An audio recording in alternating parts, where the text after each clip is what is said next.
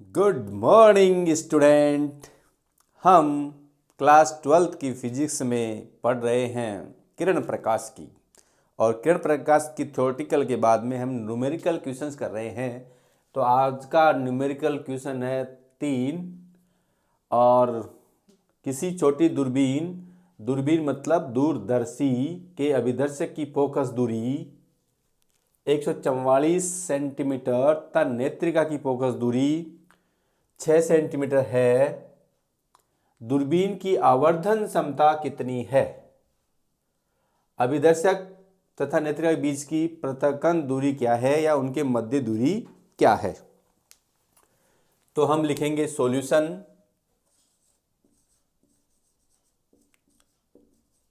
विद्यार्थियों, जो आंकी क्वेश्चन मैं आपको करवा रहा हूं वो वेरी इंपॉर्टेंट हैं, और इन्हीं में से आपके न्यूमेरिकल क्वेश्चन आएंगे, इससे बाहर नहीं जाएंगे। तो प्रश्न में दे रखा है अभिदर्शक की फोकस दूरी। तो प्रश्न अनुसार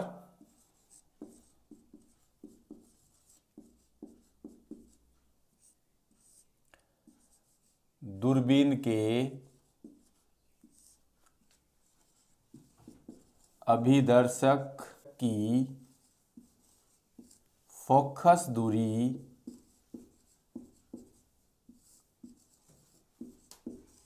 बराबर 144 सेंटीमीटर, अर्थात इसको मैं लिख सकता हूं F0 बराबर 144 सेंटीमीटर। और दूसरा में दे रखा है नेत्रिका की फोकस दूरी। तो दूरबीन के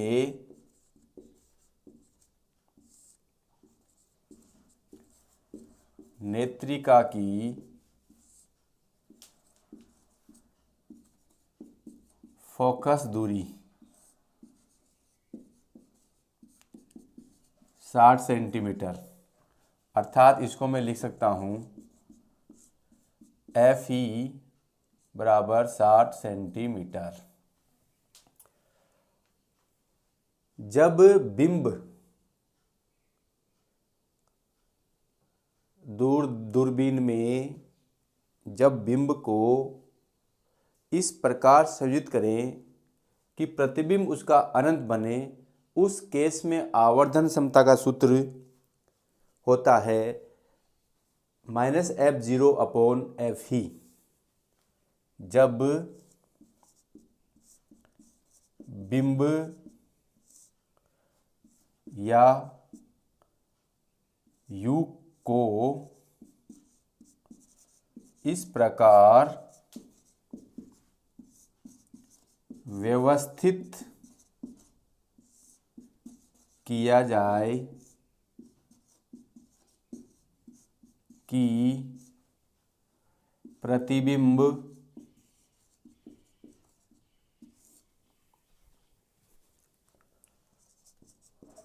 अनंत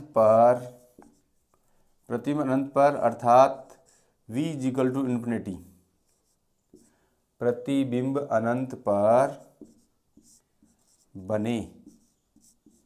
इस स्थिति में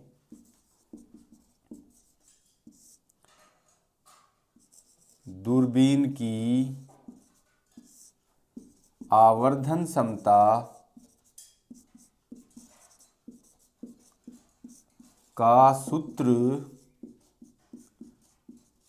निम्न होता है। आवर्धन क्षमता को हम m से प्रदर्शित करते हैं, क्योंकि आवर्धन क्षमता का अंग्रेजी में होता है मैग्निफिकेशन पावर। तो इसको हम m से प्रति करते हैं, तो ये हो जाएगा -F0 अपॉन FE। अब हमारा यहाँ पर F0 है 144 और FE है 60।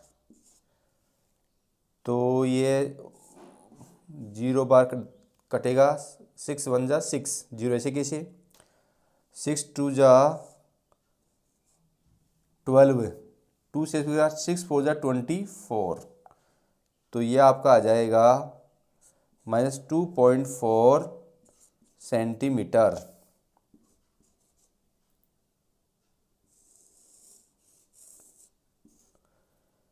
यह माइनस चिन्ह ये दिखाता है कि जो प्रतिबिंब बन रहा है वो आभासी बन रहा है, जो प्रतिबिंब बन रहा है वो आभासी बन रहा है।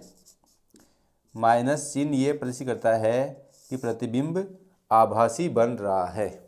नेक्स्ट इसका है अभिदर्शक तथा नेत्रिका के बीच की पृथक्कन दूरी। जो अभिदर्शक और नेत्रिका के मध्य पृथक्कन दूरी है वो जो होती है वो दूरबीन के अभिदर्शक की फोकस दूरी और नेत्रिका के फोकस दूरी का योग होती है।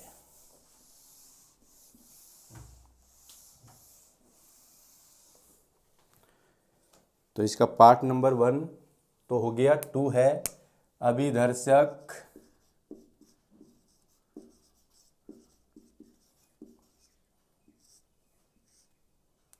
तथा नेत्रिका के बीच पृथक्कन दूरी बराबर F0 plus FE।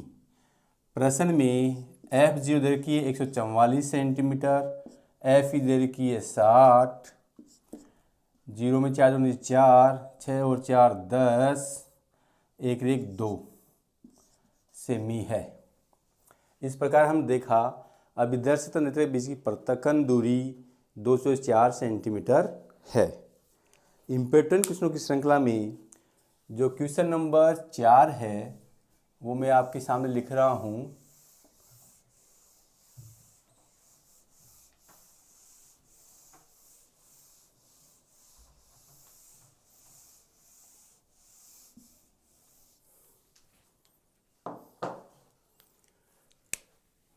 Question number 4, सिद्ध कीजिए या व्युत्पन्न कीजिए कि μ21 = μ12 होता है।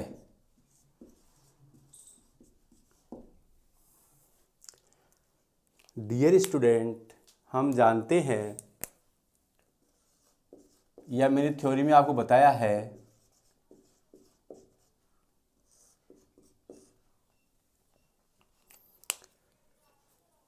μ21 यानी कि म्यू है किसी माध्यम की अपवर्तनांक। इसका मतलब पहले 2 लिखा हुआ है, बाद में 1 लिखा हुआ है। इसका अर्थ ये हुआ कि जो प्रकाश किरण है माध्यम 1 से 2 में जा रही है, और माध्यम 2-1 का अर्थ होता है माध्यम μ21 का अर्थ होता है माध्यम 2 का अपवर्तनांक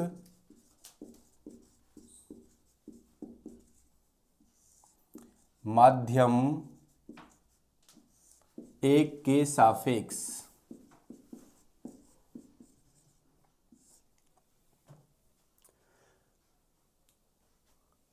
और ये बराबर होता है, अब देखो हम ये जानते हैं कि जब कोई प्रकाश की किरण किसी पृथक्कारी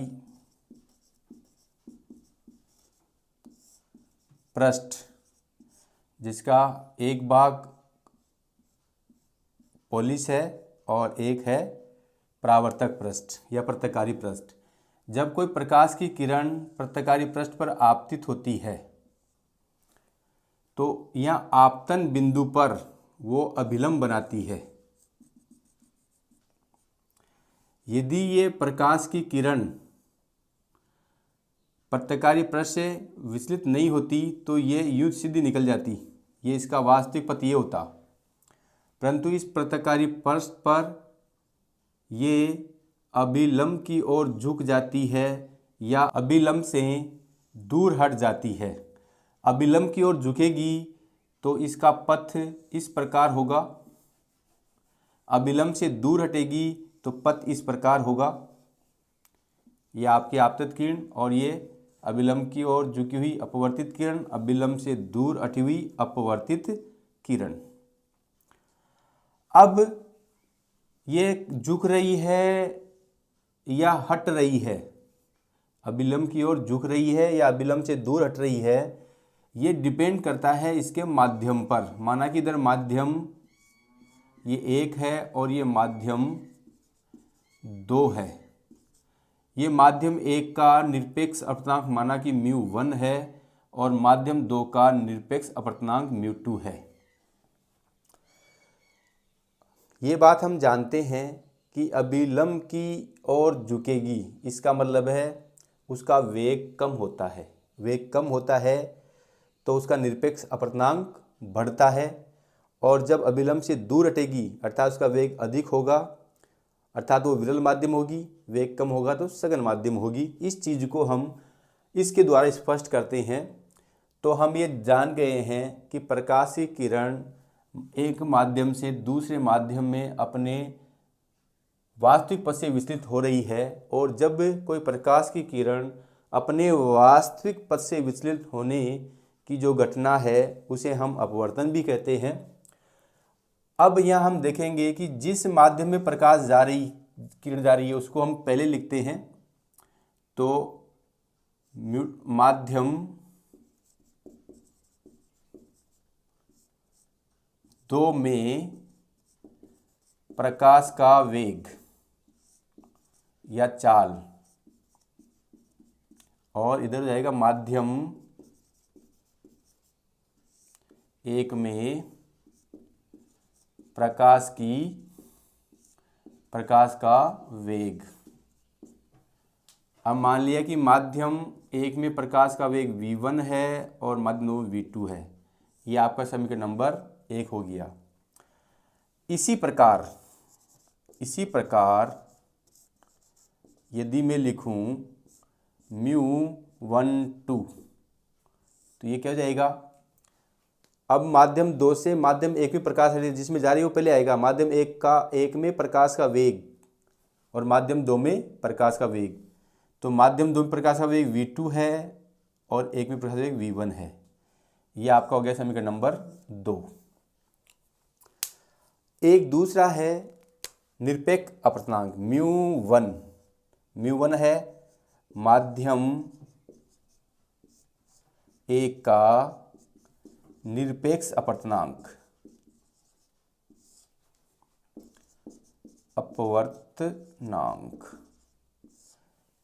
डियर स्टूडेंट्स, यहाँ पर μ1, अब ये किरण 1 से किस में जा रही है, तो हम ये जानते हैं कि जिसमें जाती है उसे पहले लिखते हैं। अब किस दूसरे माध्यम में नहीं जा रही है तो उसे मानते निर्वात है, तो यानी कि निर्वात से 1 में जा रही है। इसका मतलब ये हो जाएगा कि माध्यम 1 में प्रकाश का वेग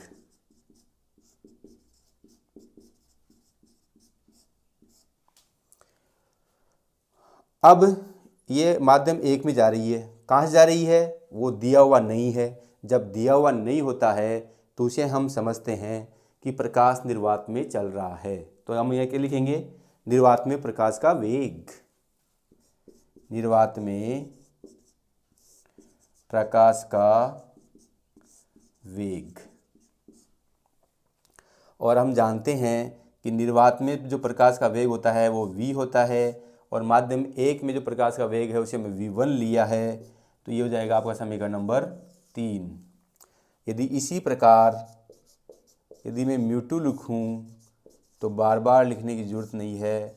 μ2 जो लिखा जाएगा निर्वात में प्रकाश का वेग अपन माध्यम 2 में प्रकाश का वेग, ये समीकरण नंबर 4 हो जाएगा। अब हम नेक्स्ट करेंगे समीकरण 4 में 3 का भाग देने पर। समीकरण 3 भाग 4 से μ1 में भाग देंगे μ2 का, लेफ्ट में लेफ्ट का भाग लगेगा और राइट में राइट का भाग लगेगा। तो इधर तो आ जाएगा c/v1, इधर आ जाएगा c/v2, तो ये आपका आ जाएगा C/V1 इंटू, ये जो राशि हर में है वो उल्टी हो जाएगी, जो हंस है वो हर हो जाएगा और जो हर है वो हंस हो जाएगा। ये आपका C से C कट जाएगा, तो क्या बचेगा V2/V1। इसी प्रकार समीकरण 4, यह हो गया आपका समीकरण नंबर 5। समीकरण 4/3 से, या समीकरण 5 से भी लिख सकता हूँ। यदि हम समीकरण 5 में μ2/V1 कर दें तो यहाँ क्या हो जाएगा V1/V2, या फिर हम लगा दें समीकरण 4 में 3 का बार लगा दें, तब भी यही मान आएगा। तो आप जैसा उचित समझे वैसा कर लीजिए। तो मैं यहाँ 4 में 3 का बार लगाता हूँ, तो μ2/μ1, यह आपका क्या जाएगा V1/V2, समीकरण नंबर 6। अब आप देखो समीकरण 1 में, समीकरण 1 से समीकरण 1 का मान समीकरण 6 में रख दो, या समीकरण 6 से V1/V2 का मान 1 में रखने पर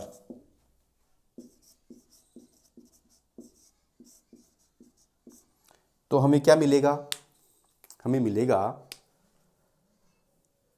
μ12 = μ2/μ1। अब आप देख रहे होंगे μ12 को मैं ऐसे लिखता हूँ 1/μ1/μ2। अब μ1/μ2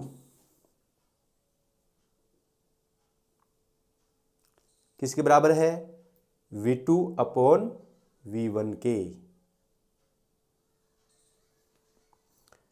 तो ये हो गया समीकरण नंबर 7। अब देखो समीकरण 2 व 5 से, समीकरण 2 व 5 से μ12 बराबर V2/V1, और इधर V2/V1 क्या है μ1/μ2, μ1/μ2, समीकरण नंबर 8। अब समीकरण 8 का मान समीकरण 7 में रखने पर, समीकरण 8 का मान 7 में रखने पर, समीकरण 8 μ1/μ2 बराबर क्या है μ12। तो μ21 = 1/μ12, और यही हमें सिद्ध करना था। इति सिद्धम, हैंस प्रूव्ड। अब आप इसका स्क्रीनशॉट ले लीजिए। इसमें एक महत्वपूर्ण बात और है, वो मैं आपको स्पष्ट कर देता हूं। आप यहाँ देख रहे हैं C/V1 = μ1। यदि यहाँ पर आपका वेग कम है, वेग कम है, तो ये क्या है निरपेक्ष माध्यम के निरपेक्ष μ1 का व्युत्क्रम है। वेग कम है, इसका मतलब माध्यम 1 के निरपेक्ष अपवर्तनांक का मान अधिक होगा, और निरपेक्ष अपवर्तनांक अधिक है और वेग कम है, इसका मतलब है माध्यम सघन है।